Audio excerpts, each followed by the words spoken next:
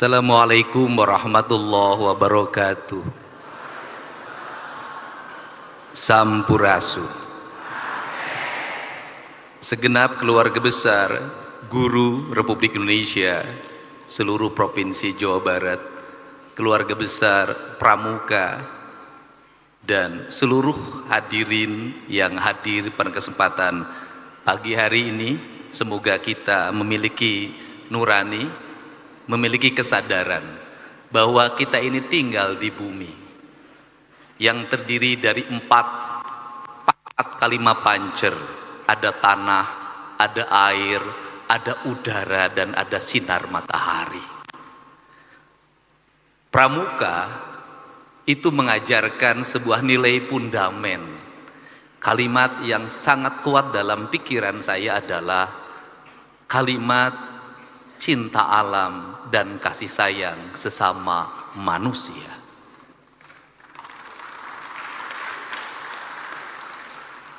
Orang Bali merumuskan tentang nasionalisme dengan kalimat dengan 4 warna.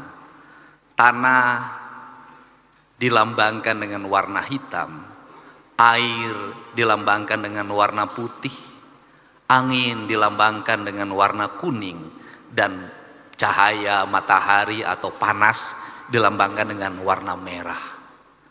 Keempat itu menjadi konsistensi bagi orang Bali dengan ajaran Trihita Karana. Dan kalau kita mau melakukan pengkajian secara mendalam, itu sama dengan ajarannya Wiwitan. Lama kita masuk dalam sebuah kerangka berpikir bahwa itu dalam kaidah agama kita dianggap sebagai perbuatan kemusyrikan. Dengar Wiwitan penuh dengan ketakutan. Maka saya lama sekali menghadapi itu dengan penuh kesabaran. Deddy Mulyadi representasi dari Wiwitan. Deddy Mulyadi pemimpin yang senantiasa mengembangkan kemusyrikan. Dan saya menerima itu dengan lapang dada. Kenapa? Bagi saya tidak masalah saya disebut musyrik, tidak masalah saya disebut kaum Wiwitan. Yang penting saya bisa menyelamatkan gunung-gunung, yang penting saya bisa menyelamatkan hutan-hutan, dan yang penting saya bisa menyelamatkan lautan. Kenapa? Tanpa gunung, tanpa hutan, dan tanpa lautan, Indonesia tidak akan pernah ada lagi.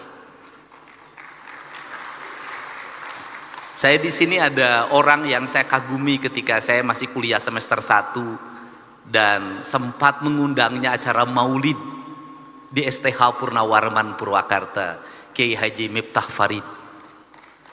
Saya ucapkan terima kasih. Ada Ketua Surya NU Provinsi Jawa Barat, Kiai Haji Abun Bunyamin. Kemudian ada dosen yang kontroversial pada saya jadi bupati, mau nemenin saya, dan saya angkat waktu itu menjadi tim kebangsaan. Profesor, nih ada sekarang jadi pengurus. Pak Samuh, terima kasih. Terima kasih. Dan ada guru saya waktu SMA, guru agama, saya sempat dilempar pakai batu karena rambut saya gondrong. Itu Pak Anang sekarang jadi ketua Baznas. Tadi suntangan sama saya, jangan, saya bilang guru. Jadi ini orang-orang yang saya kenal. Dan kita tidak akan bisa berkumpul di sini kalau tidak diizinkan oleh jajaran IPDN. Kok gedungnya bagus, suara sound systemnya indah. Tadinya saya mau berpikir bikin gedung baru, nggak jadi, udah aja mending pakai IPDN, nggak usah bangun lagi. Seluruh jajaran pimpinan daerah Kabupaten Sumedang, Pak Bupati, Pak Kajari, Pak Dandim, yang mewakili Kejaksaan Tinggi, Kapolda, dan yang mewakili juga Pangdam 3 Siliwangi. Ini Gus Muafik ini, Kak Kuarnas, ini mitra saya waktu Komisi 4, Kepala Bulog. Dan saya ingat betul, kenangan yang ada, saya ada di channel saya, Pak. Bapak ngasih uang pada anak yang jualan yang saya bawa dari Subang, Pak, ke gedung DPR. Saya ingat. Dan yang paling utama ini ada turunan Galuh yang support saya terus-terusan, Kang Dede Yusuf, Macan Effendi. Mudah-mudahan macannya ada lagi, Pak, karena sekarang macan mulai kehilangan hutannya. Semua yang hadir, saya mohon maaf kalau tidak bisa menyebutkan satu persatu Ketua PGRI Jawa Barat. 1 miliarnya nanti kita akan bawa lagi ke Sumatera. Dan kita nggak usah membeli makanan dari sini, nggak usah beli beras dari sini. Kita bawa uang, Pak.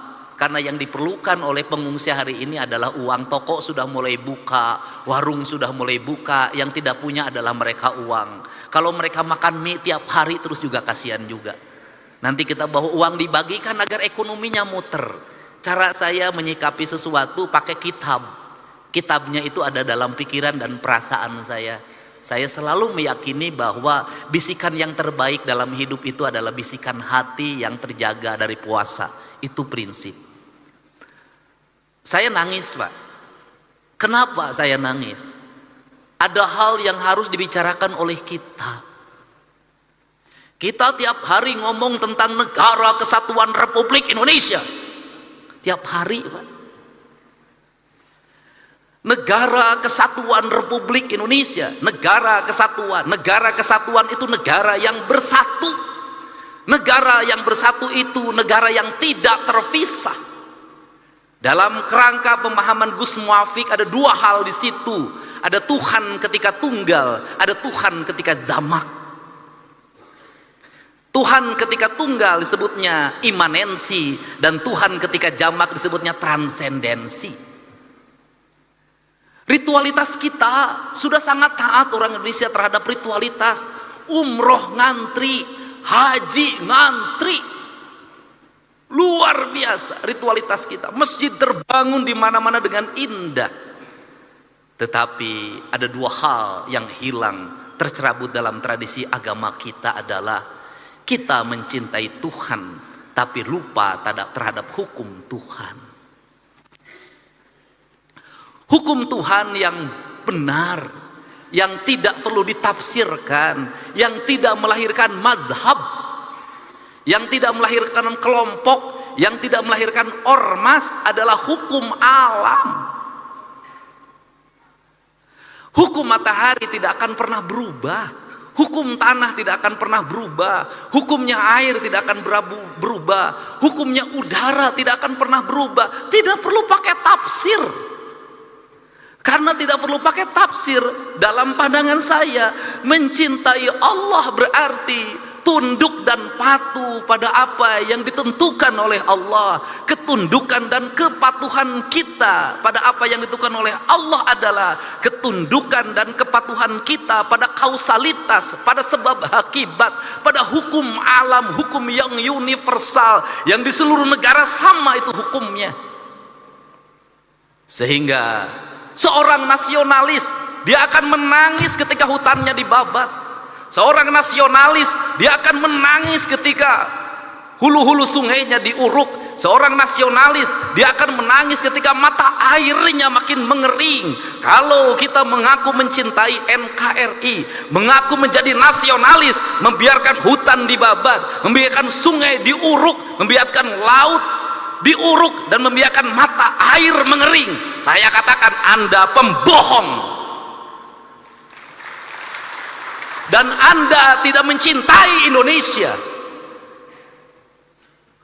Saya secara pribadi hari ini anak-anak muda, Kak Kuarnas mulai posting di media sosial, mereka menggugat, Pak. Apa yang mereka gugat?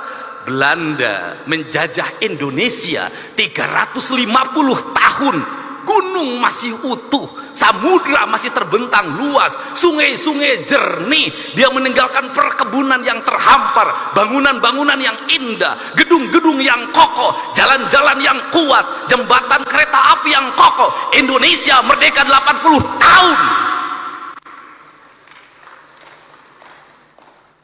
Gunung gundul, sungai keruh, hutang menggunung, bangunan-bangunan hampir tidak ada yang berkualitas, jalan-jalan mudah rusak, jembatan mudah roboh. Pertanyaannya adalah, siapa yang penjajah itu? Ini kesadaran mungkin tidak layak diomongin sama gubernur, tapi saya mewakili hati nurani saya yang selalu ingin saya ungkapkan dimanapun. Kenapa? Ini problem bangsa. Dan kebiasaan kita ini adalah ketika bencana kita ribut melakukan perbaikan. Tapi nanti ketika sudah musim kemarau lagi lupa lagi. Berbuat lagi. Kenapa saya ngomong begini? Saya punya hitungan ekonomi. Kita dapat dari pembabatan hutan berapa triliun. Kita dapat dari pengambilan pasir berapa, dari pengambilan gunung berapa. Tapi ketika bencana berapa puluh triliun, ratus triliun yang harus kita kerahkan. Rugi. Bangun jalan di Jabar, baru bangun diinjek lagi sama Toronton yang tonasenya 40 ton, 30 ton, rugi, Pak. Dan semua orang diam, berdiri seperti patung. Patung dimusrikan, tapi sikap kita yang mematung, membiarkan kerusakan terhadap Indonesia dianggap ada sikap yang beriman. Gak bisa. Sehingga inilah yang ingin saya bangun.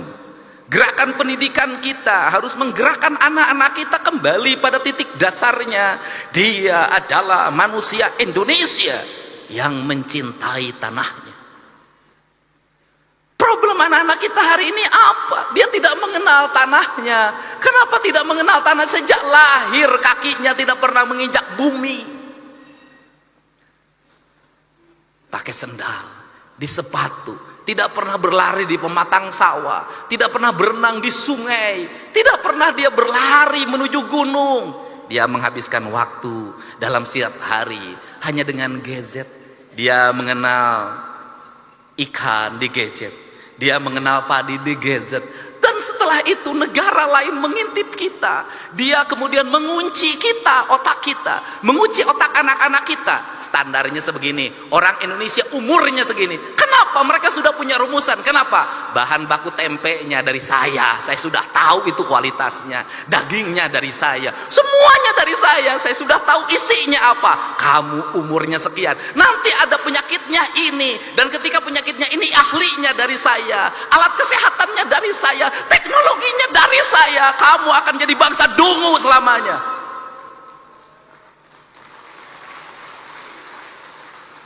Saya tahu yang begini, Pak. Setelah itu permainannya dari saya, filmnya dari saya, permainannya dari saya, gambar-gambarnya dari saya, semuanya dari saya. Kita menjadi bangsa penjual, penghamba.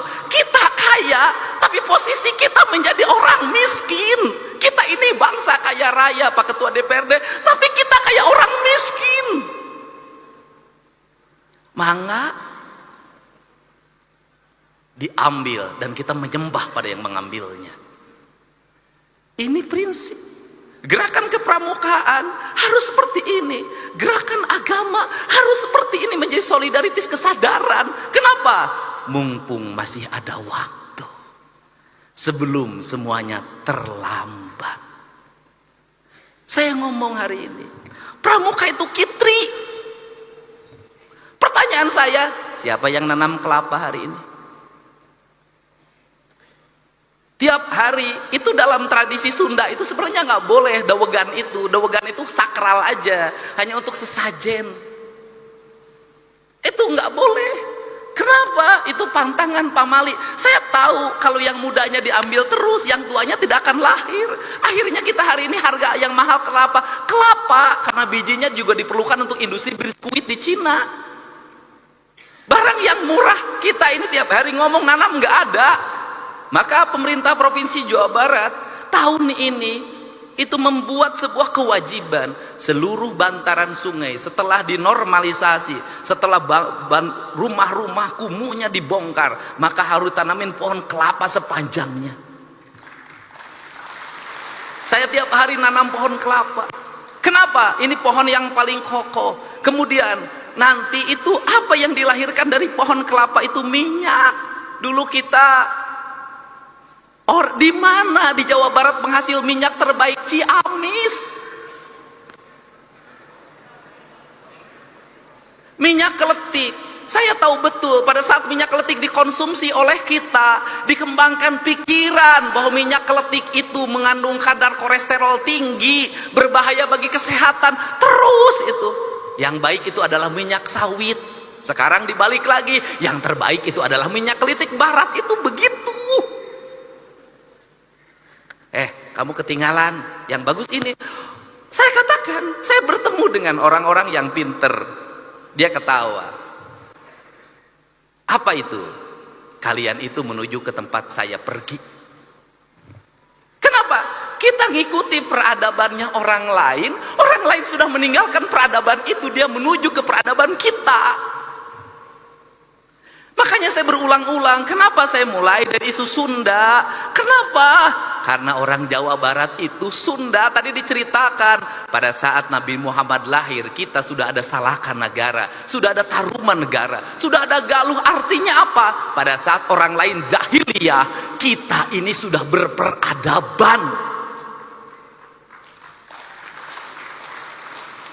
Dari sisi sebagai bangsa, saya sangat bangga sekali pada saat Nabi Muhammad diutus untuk mencerahkan pikirannya orang Jazirah Arab. Orang Sunda sudah punya kerajaan, orang Sunda sudah punya peradaban, orang Sunda sudah punya sistem, dan hidupnya tidak pernah berperang dan berbunuh-bunuhan. Sehingga kujang, jangan salah, kujang bukan alat perang. Kujang adalah alat sistem pertanian. Bangsa Sunda tidak pernah berperang. Hidupnya menjunjung tinggi apa? Dedehan, welasan, asihan, nulung kanu butuh, nalang kanu susah, nganter kanu sieun, nyaangan kanu poekeun, saudara.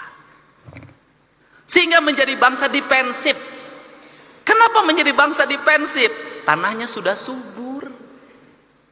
Nggak usah, biasanya bangsa yang suka perang itu adalah bangsa yang di tanahnya kering. Dia mencari sumber energi, dia mencari sumber pertanian. Kita mengesagala ayak, makanya gaya hidupnya si Kabayan. Kenapa gaya hidup si Kabayan? Bari ngagerek ceuri ge nu bubuk menang lauk. Sederhana.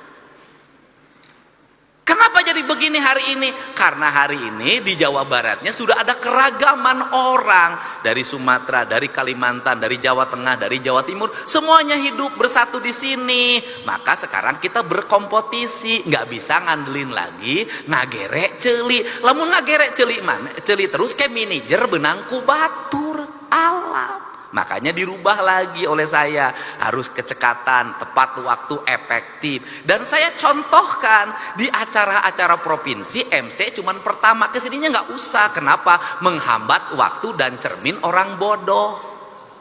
Kenapa cering orman bodoh? Itu jadi gubernur yang nggak ngerti apa-apa. Diukwe dititah, maju ke depan pidato aja disuruh. Yang terhormat Bapak Guru kami persilahkan, manja kudu persilahkan, ambil kesempatan, jangan nunggu dipersilahkan. Gak boleh lah. Efektif satu hari sekian acara. Kenapa saya ingin mengefektifkan ini? Kenapa? Karena keuangan saya efektifkan, waktu saya efektifkan, kinerja ini saya kasih tahu ke teman-teman DPR. Ini aja yang menarik di Pemda Jabar. Pada saat pegawainya full kerja, kinerjanya lemah. Pada saat pegawainya setengahnya yang kerja, setengahnya di rumah, kinerjanya malah lebih bagus. Kenapa itu dilakukan? Duitnya kan kita berkurang 2,458 triliun. Saya harus ngirit listrik, saya harus ngirit air, dan kemudian jalan nggak usah macet kalau pagi-pagi. Akhirnya pegawainya setengahnya sekarang WFH di rumah aja. Kemudian lebih produktif saya lihat, dan mereka pendapatannya lebih baik. Kenapa? Tiap hari nggak usah jajan di kantin, nggak usah ngongkos mobil. Tapi kan kinerjanya, ini alam sudah beda, bukan alam lagi berkumpul hari ini. Hari ini adalah alam berproduksi. Produksi hari ini nggak usah lagi panas-panasan, bisa jadi sambil tiduran. Memang dunianya sudah dunia digital. Ini birokrasi modern. Tetapi kalau untuk pendidikan dasar nggak boleh.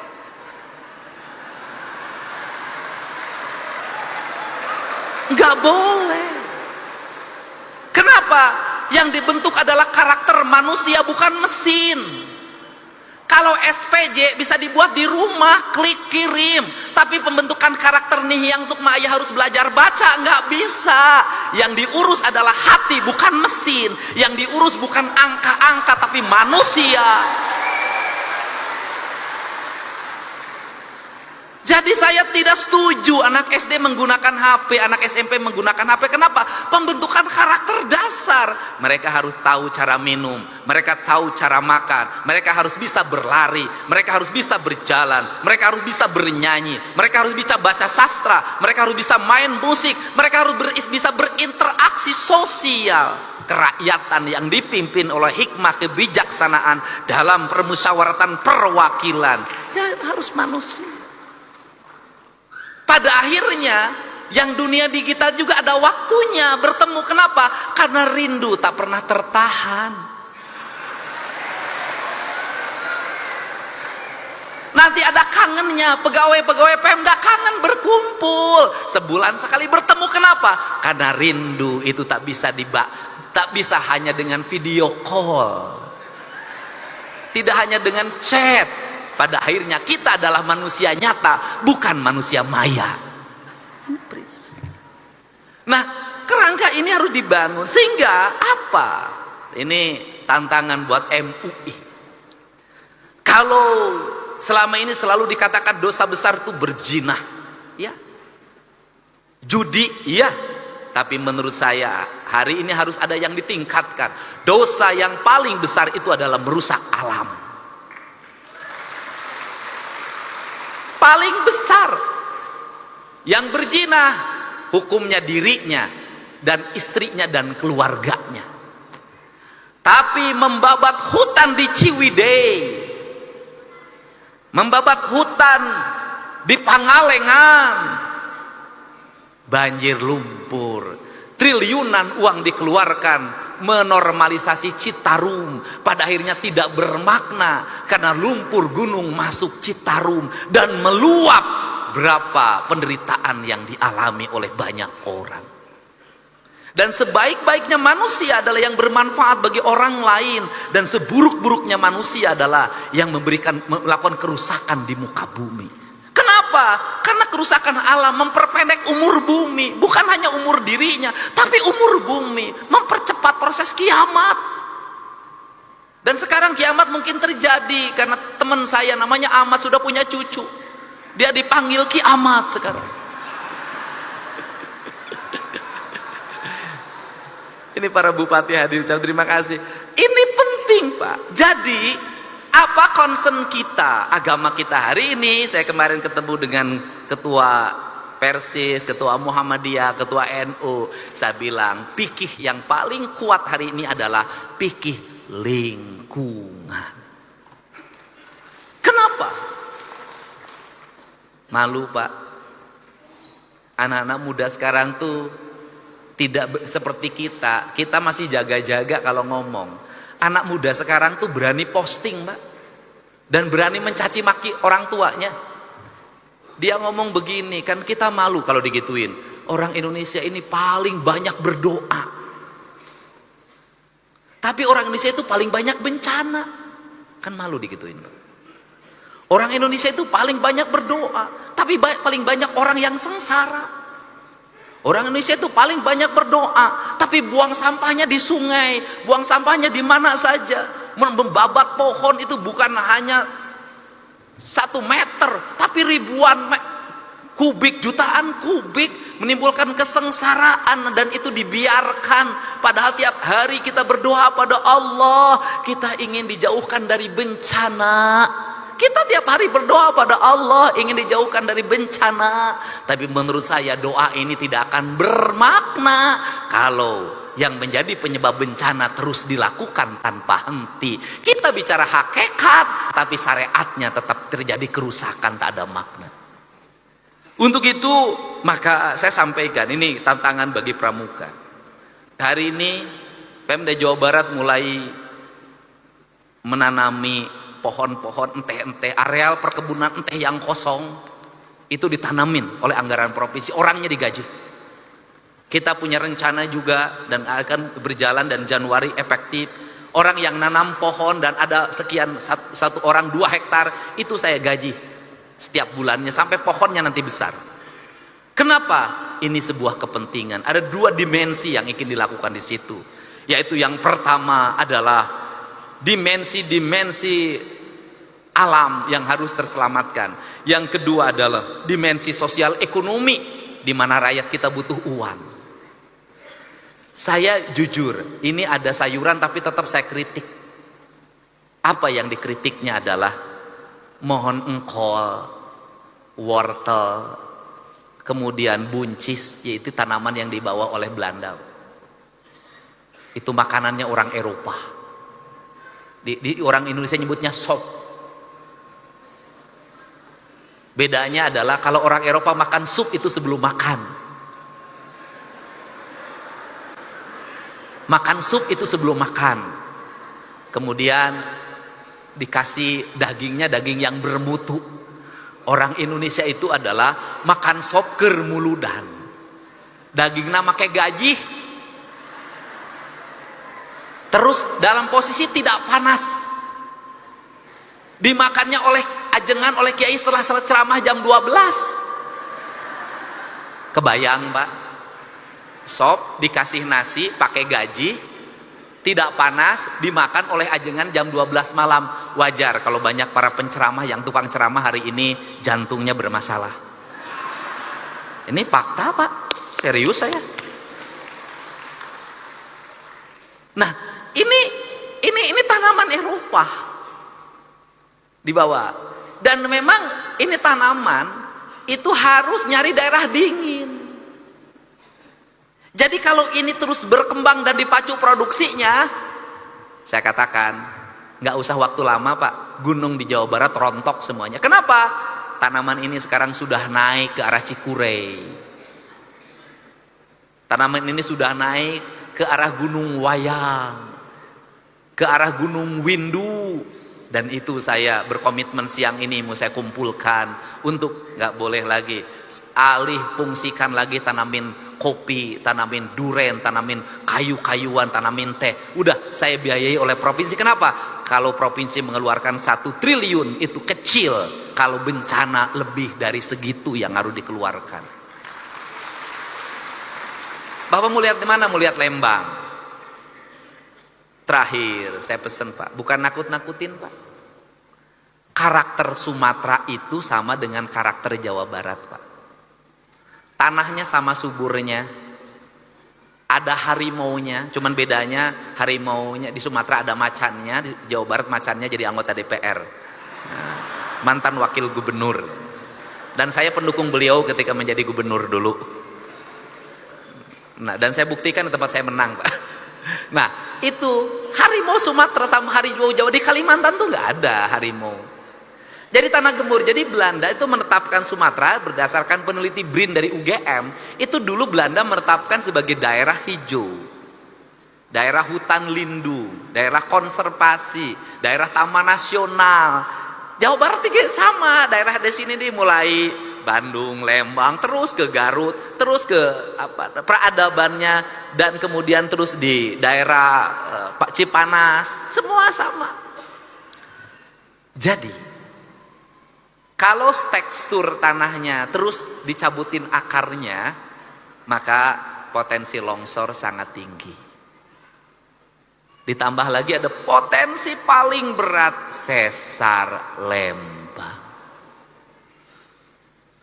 Dan kalau sesar Lembang, nauzubillah jangan terjadi, kita berharap, maka siapa yang paling berat? Bandung.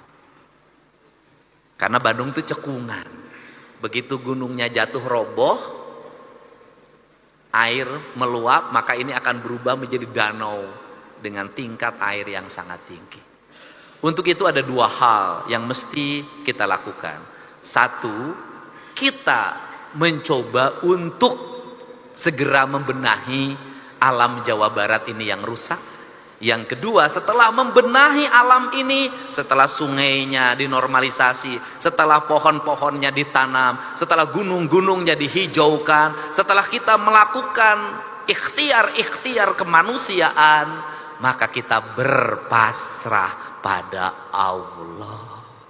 Jangan berpasrah terus tanpa ikhtiar kemanusiaan. Nah, ini yang saya sampaikan, sehingga saya mengucapkan terima kasih.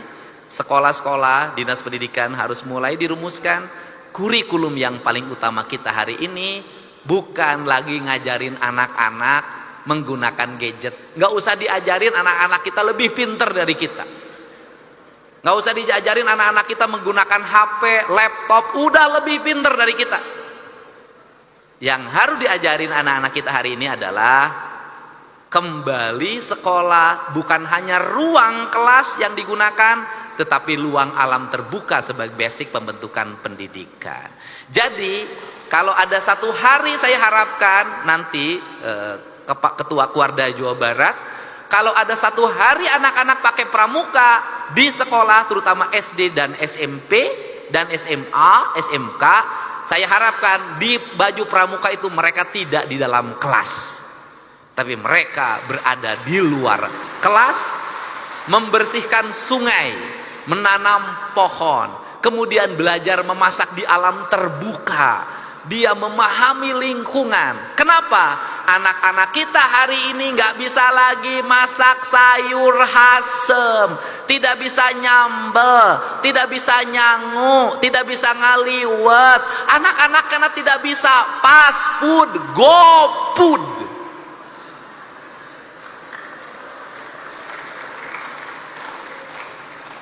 Dan saya katakan, saya bukan menakut-nakuti. Kalau anak-anak kita mengkonsumsi makanan-makanan kelas rendahan, umurnya terbatas, penyakitnya banyak.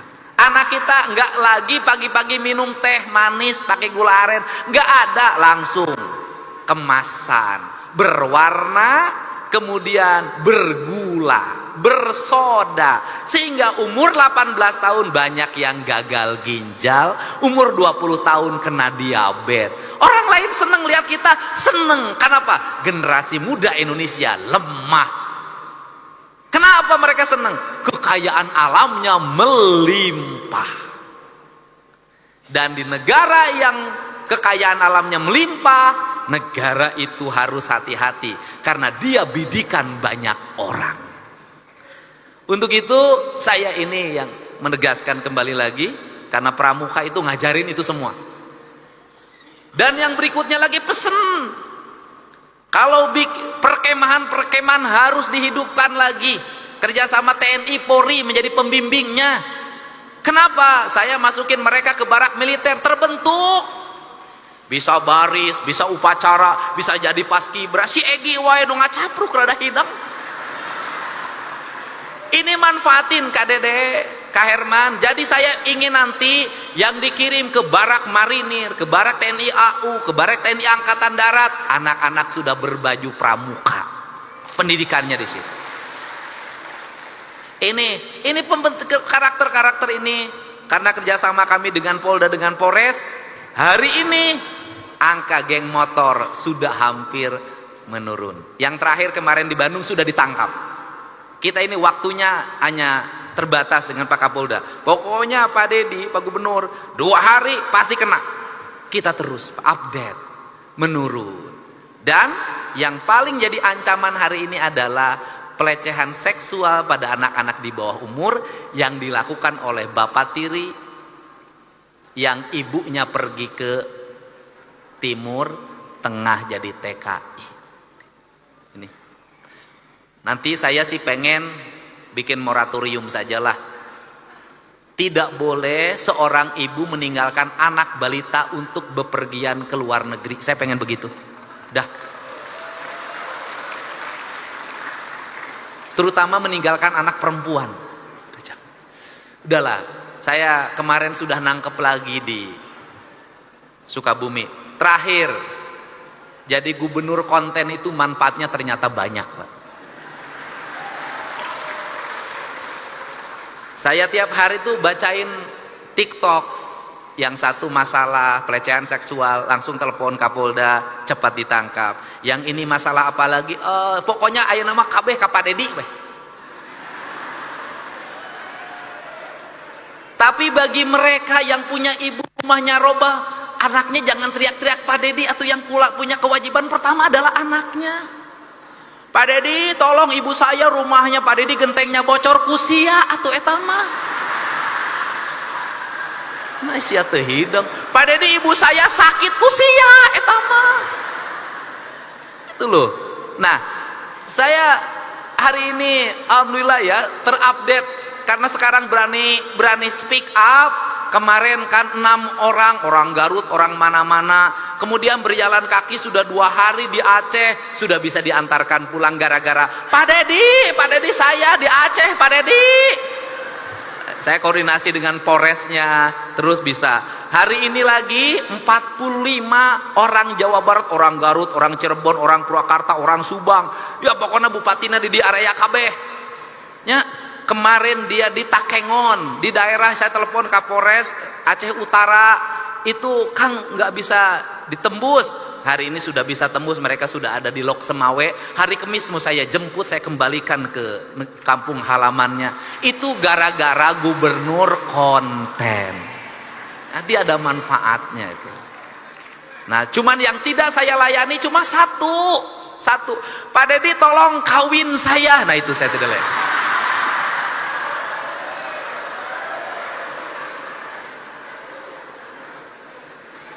Kenapa saya sudah ngomong untuk urusan itu, Gus? Omongan saya apa?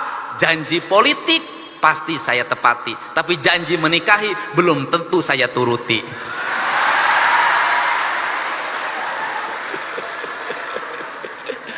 Saya terima kasih ya.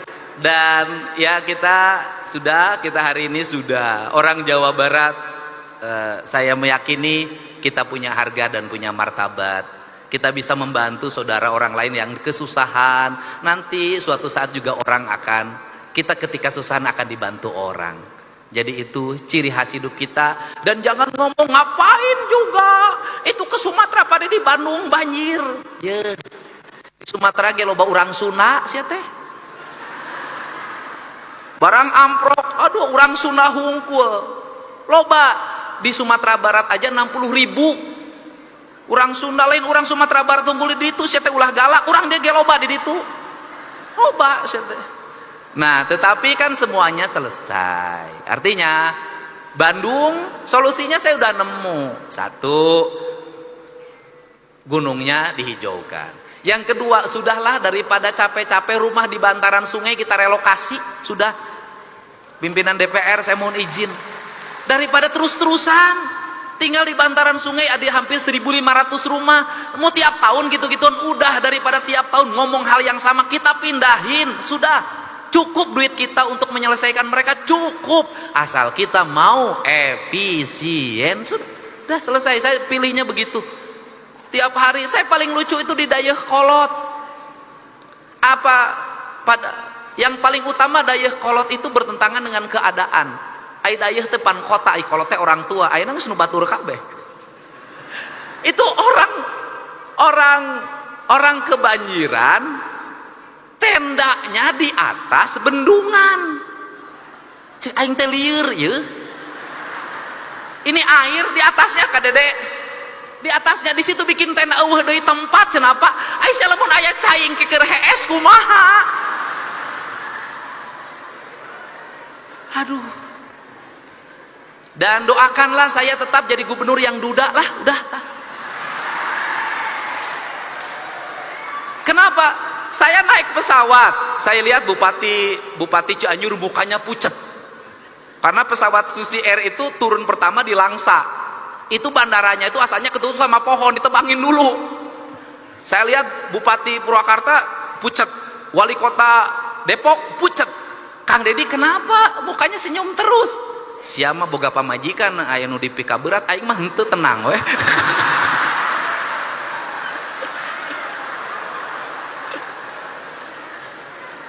Orang lain begitu turun langsung WA-nya pada keluar.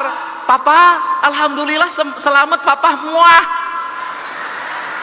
Aing begitu dibuka, begitu ada WA langsung. Pak Dedi, ya anu di Bandung ya daya kolot ya butuh selimut ya Pak Dedi. Aing nu kieu di wae ka aing. Sudahlah Pak, jadi berbahagialah punya gubernur duda karena tak ada rasa takut dalam dirinya. Yang dirindukan hanya warganya, bukan orang yang dicintai di rumahnya.